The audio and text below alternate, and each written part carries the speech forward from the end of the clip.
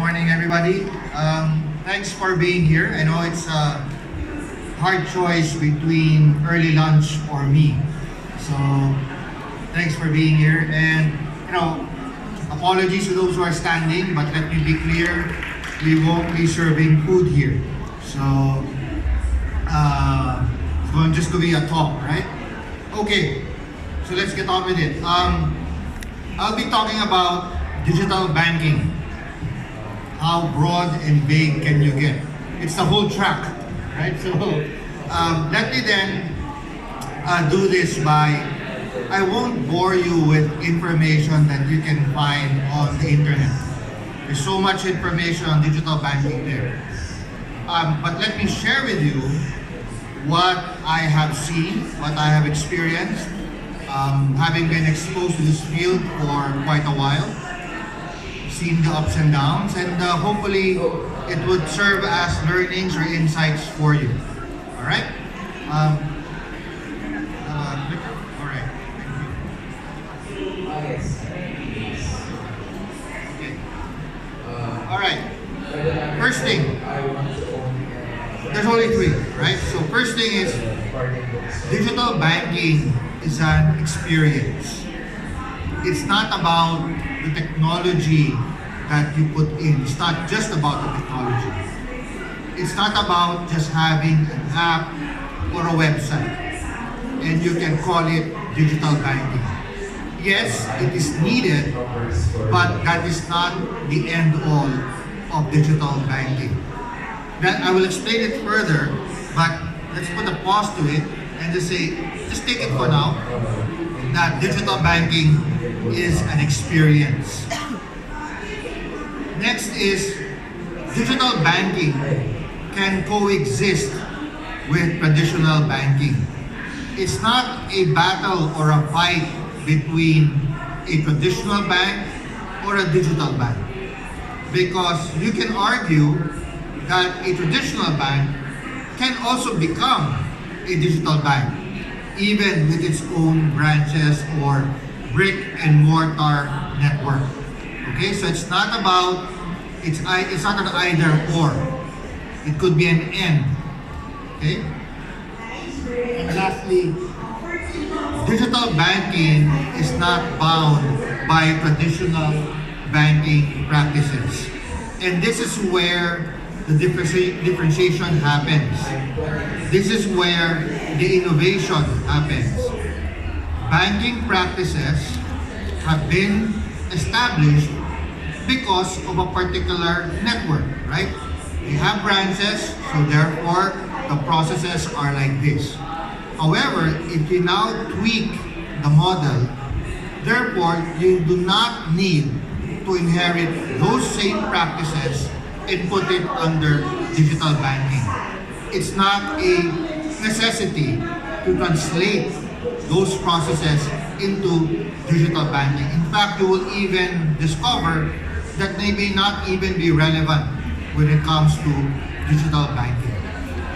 Okay, so might as well talk about our business and see and to put into action the concepts or insights that I have discussed. So for example, when I talk about digital banking is an experience, so I'm sure you all know about an SM or a Rustan's, those department stores, right? And in the States you have Nordstrom and all others. And then here comes Amazon. If you notice, if you go to a department store, what's the first thing that happens? You are greeted by, could be a security guard, and then the first thing that you do is you shop, right? You look for the things that you want to buy or you want to browse around. That's exactly what Amazon did as well. You go to the site and you browse around, right? So what they just did was, okay, instead of holding on to the item, you can just look at it from my site and I'll give you all the specifications So you will really know how it looks. You can zoom it, you can see a 360-degree view of the product, and you have all the specifications. So, and then after selecting the item, you go to the cashier of the department store to check out. Again, same thing. With Amazon, after putting your stuff in your cart, then you check out and you can use whatever card or payment mode you want. Okay? Now, then let's talk about banking.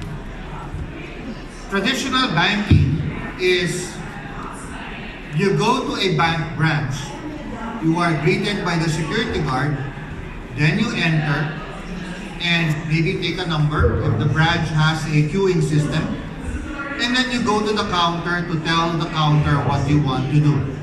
Okay? But take a look at digital banking for current banks with the banks right now. They will tell you to download the app and they will tell you to log in. If you don't have a username password, you have to register first. Obviously, that experience is missing, is not present in traditional banking. The security guard doesn't first ask you whether you have an account or not, what's your account number, what's your password, and so on and so forth. They don't ask you that. They just let you enter. Well, after frisking you, obviously, but after that, right? But currently, in all mobile banking facilities, they first ask you, what's your username and password? They require you to identify yourself first. So, knowing that, with Eon, we transform our digital banking site and app into something like Amazon, where we commoditize the products, the financial products, like bill payments, top-ups, remittances, and you browse first. I don't ask you yet who you are, what's your password, how much money do you have with me. I don't ask you that. You can browse first and do whatever you want in checking out these products. And then, after selecting the product that you want, you put it in your cart. And when you put it in your cart and you want to pay for it, then you check out in much the same way like Amazon. Okay? Now, so a couple of differences here. When you do a transaction in a regular bank's mobile banking application, you have to do a transaction one by one. You transfer first, you do that before you can even pay a bill or buy load or whatever. You have to do it one by one. With Eon, you put it in your cart, you check out once, and all the stuff in your cart gets paid in one go. So whether or not you have remittances there, or top-ups, or bill payments, you only have to pay once. When you go to the cashier in a department store, does the cashier tell you to pay for the canned goods first, and then you pay for the chips, and then you pay for the drinks? They don't, right? They bill you in one go. That's one. Number two, when you go to the Eon website or app, you need not necessarily have to have an Eon account to transact. The Eon website or app can accept other bank cards. Video Visa, Video MasterCard, Citibank, what have you. We also accept other bank cards. Now, then you ask me, Paolo, why are you doing that? You're basically promoting the services or the accounts of other banks. Let me give you an example. The logic here is this.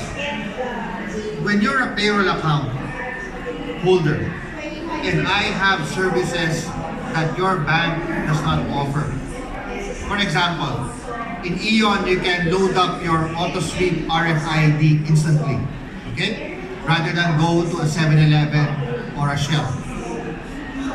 Then let's say you have a BDO Visa.